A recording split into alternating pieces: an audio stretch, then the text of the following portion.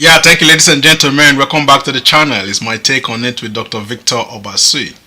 Today, I'm going to be talking about kids, especially teenagers, and their digital devices. Parents ask me when they bring their kids to the clinic, what is the optimum time that they should be allowed to use these devices? Um, Answer is I don't know, because I'm a parent too, and I go through the same thing with my own kids.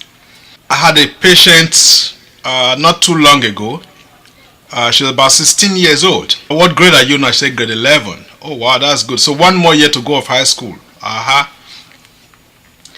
What do you intend to do after that? She has not thought of it yet. I said, okay, that's fine. Where do you live though? She said, I live in Markham. I said, oh, I live in Markham too. Where about in Markham are you guys?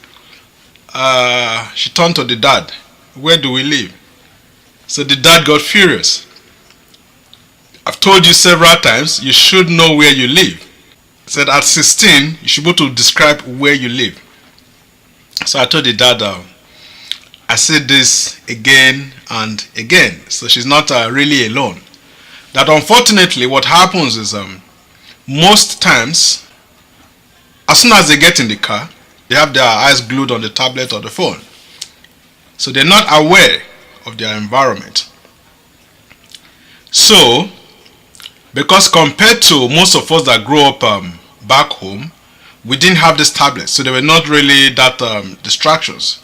And so most times you knew where you live in and out. You even knew like shortcuts that you could take from one street to the next street. You knew them. Unfortunately, with time or with technology, things change and times also change. There is no way a 16-year-old child back home will not know where he or she lives, will not be able to describe where he or she lives or how to get there. But Western world, fast forward, I've seen several cases. This time I'm talking about 16 years old, one more year to finish high school. Back home, most of us were not driven to school. The ones driven to school were the privileged ones. So because you have to find your way to the school, your parents probably take you to school once or twice. The next thing is you go with the neighborhood kids to school, and you find your way. So rarely do you find somebody at 16 that cannot describe how to get to their house. But the disadvantage to this is if there's an emergency tomorrow, that child will not be able to describe where he or she lives. Some of them just know the address and that is it. They don't even know the closest intersection to their house. Sadly enough. Then I've seen several that they don't know their dad's phone number. They don't know their mom's phone number. They don't even have their dad's work or mom's work phone numbers.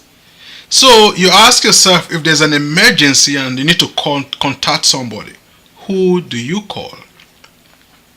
Who do we blame for this? I think most times it's with the parents.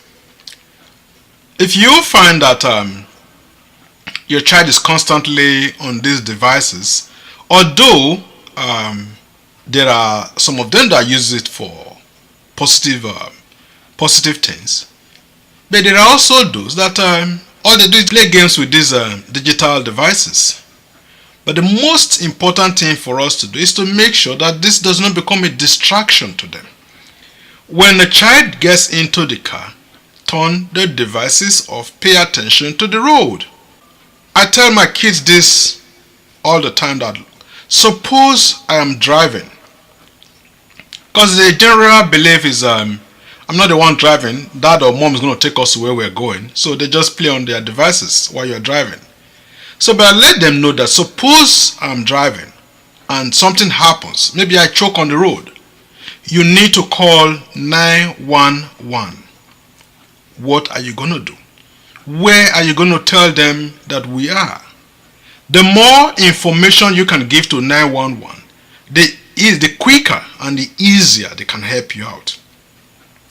So for us as parents, I think it's very important for us to restrict the time that our kids use, or our kids or our worlds use on these devices, so that way they can also understand, they be conscious of their environment. It doesn't make sense that you have kids that are academic genius, but they don't have any clue about what's happening in their environment. It just doesn't make sense. A child should also be, as much as they are academically smart, there should also be little street smartness added to it. These things will come into play when they are faced with life and death situations. Life is not always going to be a bed of roses. I believe if we teach them today the importance of these things, it will gradually sink into their heads. But so long as we let them get away with it, you'll be surprised that whenever there's an emergency, the kids will not have an idea what to do. And then it may be too late. So I just thought I'll put this video out. As parents, what do you think? This is not scientific this time. How do you think this situation can be better handled? If you have kids that are in the maybe 12 to 16 years old or 17 years old, and you're going through this situation, or you've been through this situation, can you please also comment there how you handle it? Others may also benefit from what you have to say. I think if we start teaching the kids this from when they're much younger, it's a lot easier to solve this problem. Most times when they're around 15, 16 and they're already so used to, or maybe addicted to their devices, when you now try to get them to stop, it becomes a big problem. So thank you, ladies and gentlemen. I'll be glad to hear from you. Thank you.